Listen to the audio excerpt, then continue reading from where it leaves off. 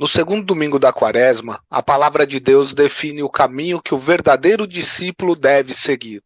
É o caminho da escuta atenta de Deus e de seus projetos, da obediência total e radical aos planos do Pai. Na cultura, na história, vamos expressar, levando a palavra de Deus em todo lugar.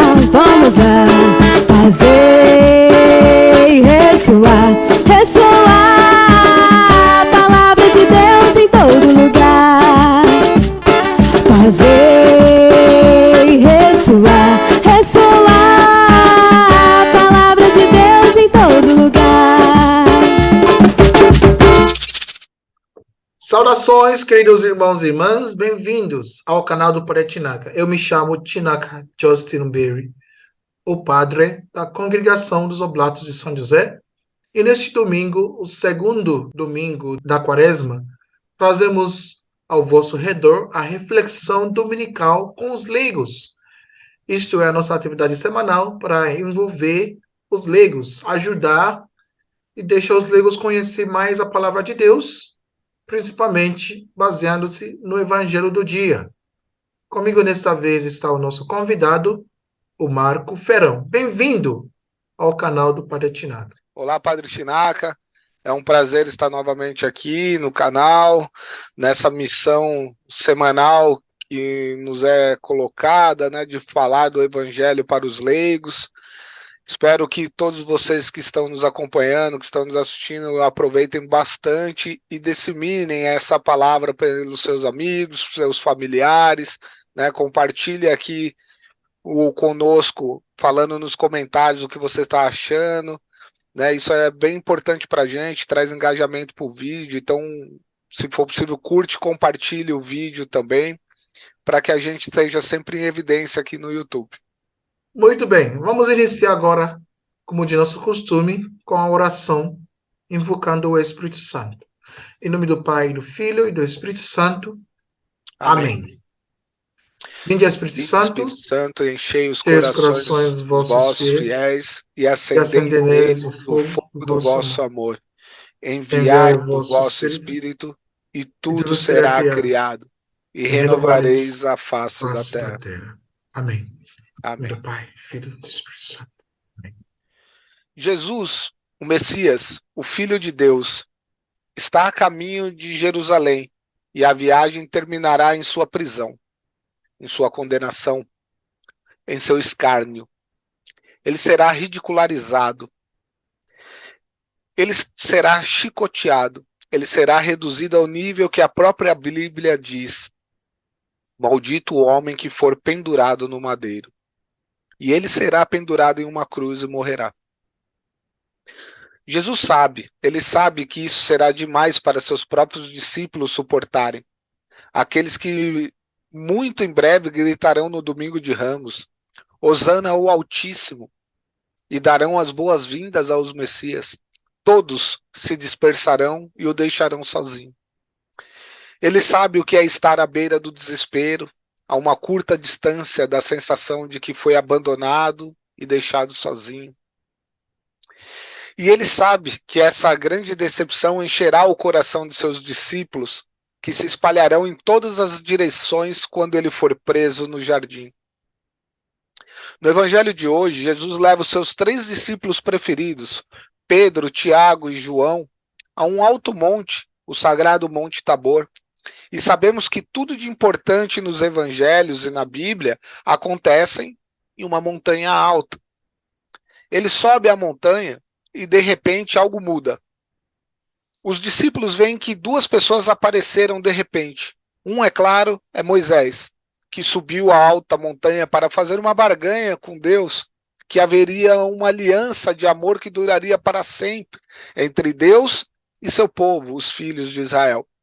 E o outro foi Elias, o profeta que, como dizem as Escrituras, foi levado em uma carruagem de fogo e nunca mais foi visto. E foi dito que um dia, quando o escolhido, o próprio Messias vier, como Deus prometeu enviá-lo, vier a este mundo para ser nosso Salvador, então Elias virá primeiro. E então, de repente, toda a cena muda. e o rosto de Jesus brilha como o sol, e suas vestes são brancas como a neve.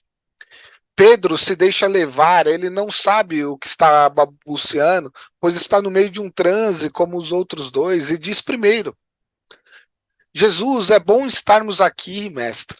Façamos 3 tendas, uma para ti, uma para Moisés e outra para Elias. E então, de repente, um trovão corta os céus e uma nuvem se aproxima.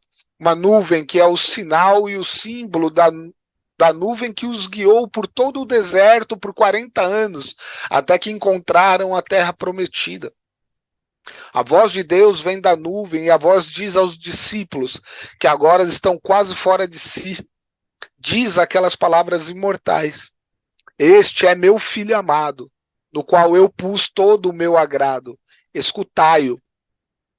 Então, tão rápido quanto veio, tudo desaparece. E quando os discípulos levantam a cabeça, eles veem apenas Jesus. Claro, Jesus tem a certeza de que seu pai nunca o deixou. De fato, ele está mais perto agora do que nunca. Sim, seus discípulos estão perplexos. Mas eles também percebem a mudança repentina em Jesus, seu Senhor. Ele já não é apenas um companheiro de caminho, mas o Filho de Deus que os ama, partilha a sua vida com eles e os convida a participar da vida e do amor de Deus Pai. O que o futuro reserva para os discípulos? Jesus sabe que aqueles que o seguem serão severamente testados, cercados por inimigos, rejeitados por amigos, até mesmo por suas famílias. Eles serão insultados e desprezados. É então que o discípulo deve permanecer firme. Sim, a princípio todos fugiram, deixando apenas Maria, sua mãe, com João e alguns amigos leais para chorar ao pé da cruz. As dores virão e os desastres acontecerão, mas a fé deles será restaurada porque eles sabem que Deus não abandona seus filhos. Ele não os deixa órfãos, mas ele está com eles, mesmo nos piores momentos, assim como o melhor dos tempos. Mesmo nos piores momentos, eles podem tomar uma nova coragem, podem ser alimentados pela ressurreição, porque os discípulos tiveram uma ideia da transfiguração de Deus. Não para dizer que um dia isso iria acontecer conosco, ou que um dia, quando passarmos para o outro mundo, que então seremos transfigurados em um novo mundo. Jesus estava nos dizendo, aqui e agora, o que você viu naquele breve momento de compreensão estática, vocês já estão transfigurados pelo amor de Deus. E é por isso que Jesus diz, aprenda a amar, ame o próximo como a si mesmo, pois cada vez que amar de todo o coração, compreenderá que já é imortal. E você não precisa esperar até que os anjos venham para levá-lo ao seio de Abraão, porque você já se tornou o que Jesus quer que você saiba, que você já é. Isso é o que significa ter sua fé nele, isso é o que significa quando dizemos, eles viram a sua glória. A expressão viram a sua glória não significa que viram o rosto resplandecente, o corpo transfigurado. Quando dizem sobre Jesus, eles viram a sua glória, querem dizer que viram o que ele realmente é. E isso tem sido a revelação da grandeza dos seres humanos. A cena constitui uma palavra de ânimo para os discípulos, pois nela é manifestada a glória de Jesus e atesta-se que ele é, apesar da cruz que se aproxima, o Filho amado de Deus. Dessa forma, os discípulos recebem a garantia de que o projeto do reino que Jesus apresenta é um projeto que vem de Deus. E apesar das suas próprias dúvidas, recebem um complemento de esperança que lhes permite embarcar e apostar tudo nesse projeto. Vimos a sua glória.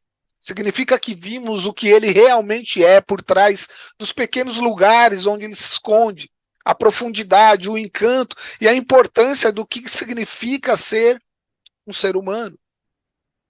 Aqueles que fugiram retornariam, encontrando uma nova fé e uma coragem mais profunda para criar uma nova esperança para o futuro. O Senhor ressuscitado acolhe, cura, conforta e manifesta o seu grande amor por eles. E sim, por todos nós também. E das lágrimas de dor e tristeza ao longo dos tempos, todos os povos saberão que é por causa do perdão e do amor abnegado de Jesus que a glória de Deus, seu Pai, brilha através de um mundo sombrio para criar nova vida e uma nova forma de viver para todos nós. Muito bem, Marco. Obrigado pela sua partilha. Que Deus te abençoe. Escutando o relato da transfiguração nesse tempo quaresmal, principalmente no segundo domingo da quaresma, para nos dizer algo, né, sobre a mudança. Agora, para acrescentar daquilo que o Marco já colocou aqui, a mudança. O que que realmente deve mudar em nós? Jesus já nos demonstrou, né, a realidade da mudança futura da gente. Mas é bom que a gente possa, né, começar a mudar alguma coisa dentro de nós para que chegamos àquela mudança definitiva no reino de Deus. Jesus demonstrou sua forma como Deus e os discípulos gostaram de ficar com Jesus. E será que realmente nesse tempo quaresmal eu gosto muito de ficar com Jesus na sua palavra, na Eucaristia, nos outros sacramentos? Ou será que estou me afastando de Jesus? Deve ser uma outra questão. Ô, Marco, olha aí, no relato dessa transfiguração, eu achei interessante que você explique aí para os que estão nos assistindo por que Jesus levou três discípulos, né? Por quê? Por que três discípulos? Será que são eles os maiores discípulos? Para que eles possam ter essa experiência. Por que três? Por que não levou os 12, pelo menos? O que você acha mesmo? Olha, padre, eu acredito que os três discípulos que foram levados, além de serem, de fato, os discípulos mais próximos de Jesus, né, e os seus preferidos realmente, um deles, Pedro, vai herdar toda a igreja, né, toda a palavra que Jesus coloca. Tiago, João, o seu preferido, né, o primo de Jesus, né, que sempre esteve com ele, são os três que o acompanham, são os três que vão fazer os relatos principais da vida de Jesus para os povos, né? E sim, ele poderia ter levado todos os 12, mas esses três eram os que se encontravam mais próximos a ele. E como eles tinham, sim, entre os próprios discípulos, uma voz mais altiva, né? Ele presenteando, na verdade, esses três, todos os outros discípulos acreditariam na própria transfiguração, mesmo sem ter visto, né, com o relato desses três, né? E é uma prova de amor para eles, porque foi como eu disse no começo, Jesus sabe o quão difícil vai ser para todos eles suportarem a cruz, né, na hora que chegar a hora derradeira, né? Uns fugirão, outros se acovardarão, mas para que tudo continue na fé, para que haja a mudança, ele se mostra como ele verdadeiramente é para os seus três discípulos mais próximos, para que não haja dúvidas, para que não paire incerteza sobre a grandeza, sobre quem ele é, sobre o ministério que ele está propondo e sobre todas as atitudes que formarão esse novo reino, essa nova proposta que virá. Não é? Por isso a transfiguração é importante. Não foi só para os discípulos, mas para todos nós, como você mesmo colocou, né? Para que haja a mudança. A quaresma é o tempo da mudança. O que precisamos realmente mudar? Será que estamos tão próximos assim de Jesus que ele nos chamaria para ver quem ele realmente é? Ou devemos mudar ou fazer mais, né? Devemos sempre nos questionar nesse ponto, porque não podemos cair num comodismo de estar sempre ali sabendo que é o suficiente. Não, não é o suficiente, nunca foi o suficiente. Veja o que Jesus fez por todos nós, né? Então, a quaresma é um período de transformação, transformação espiritual, onde você vai se aproximar mais de Deus, onde você sozinho, no seu íntimo ali, vai fazer uma melhor oração, vai se dedicar mais a essas orações, a quem precisa delas, não é a você mesmo, a um familiar, né? Se cobre por isso, né? Se penitencie a ser mais presente de Jesus nessa quaresma, como bem colocado por você, Padre Chinaca. Muito bem, Marco. Olha, e é interessante saber, como você já destacou, né, os discípulos preferidos.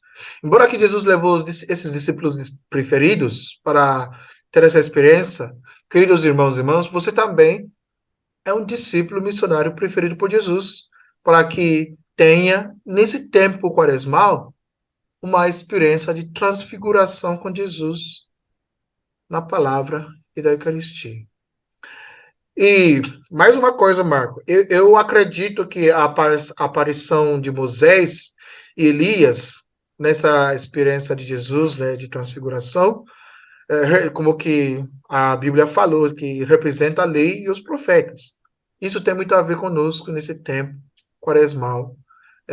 A lei é como qual que é a maior lei que temos, que é a lei do amor, a lei de que devemos amar a Deus e ao próximo, né? Agora, e as profetas que falavam da vinda de Cristo até a sua missão. Eu gostaria que você explicasse para os nossos ah, seguidores aí no YouTube, né, a importância dessas duas figuras aqui na transfiguração de Cristo, né, e o que eles representam para nós nesse tempo quaresmal. Ah, Padre Chinaca, a aparição de Moisés e Elias junto a Jesus serve primeiramente para se cumprir todas as profecias, né? Porque Jesus cumpre todas as profecias do Antigo Testamento, todas elas. Né? E Elias estando ali se cumpre mais uma profecia, né? De que quando o Messias realmente chegasse, Elias se mostraria novamente, né? E no caso de Moisés, Moisés ratifica a divindade de Cristo, né? Porque até então era Moisés quem guiou o povo, era Moisés, é como Moisés passando o bastão agora para Jesus Cristo, falando, é ele quem veio, agora não sou mais eu, é o próprio Cristo, é o próprio Messias, né? Essa é, ao meu ver, é a maior importância dessas duas figuras messiânicas ao lado de Jesus Cristo, né? E na quaresma eles são importantes justamente para isso, para atestar a fé, né? Porque, veja, antes de Jesus Cristo se tinha nesses os maiores profetas, né, de seus tempos, e com a vinda de Cristo suprimiu todos eles, porque os próprios profetas falaram, este é agora o Messias, é ele quem veio, é ele quem se cumprirá tudo o que foi dito.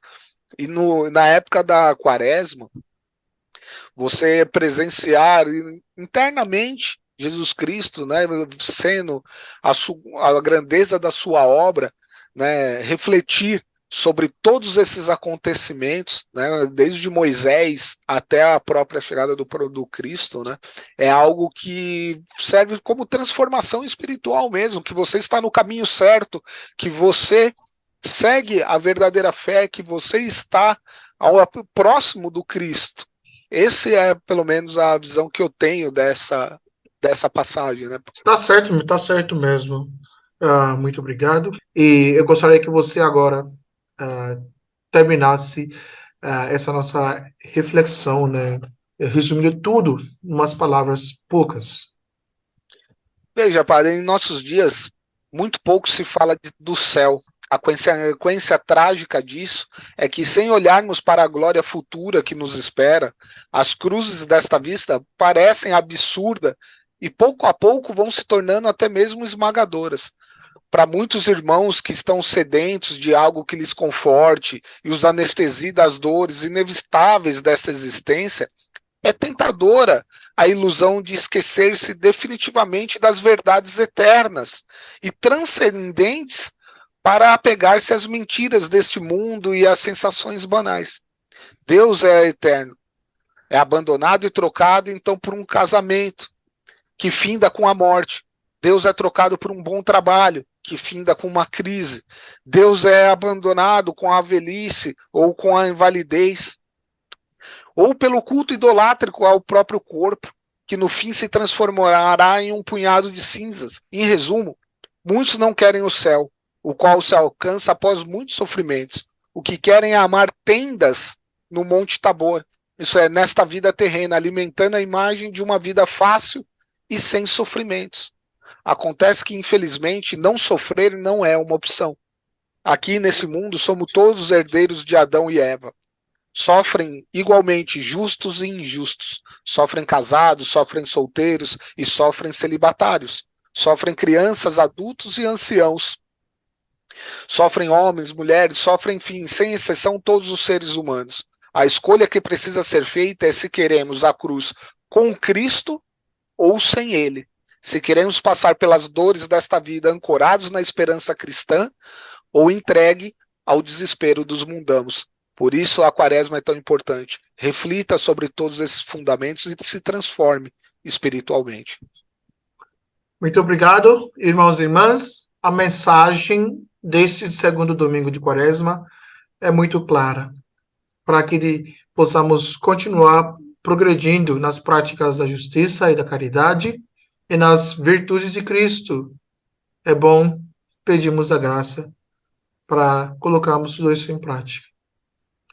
Obrigado, Marco, mais uma vez, e irmãos e irmãs, continue nos apoiando, dando a força ao nosso canal, partilhando os nossos vídeos, partilhando o link do canal, se inscrevendo, dando um like, nos ajuda a dar um like ao nosso vídeo e o YouTube vai também compartilhando esse vídeo nas ruas do YouTube.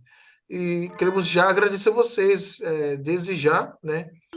Agradecemos vocês por esse bom ato de ter curtido o nosso vídeo. Se você tem as dúvidas ou não, deixa tudo aí nos comentários para a gente, como está sendo a sua quaresma, né?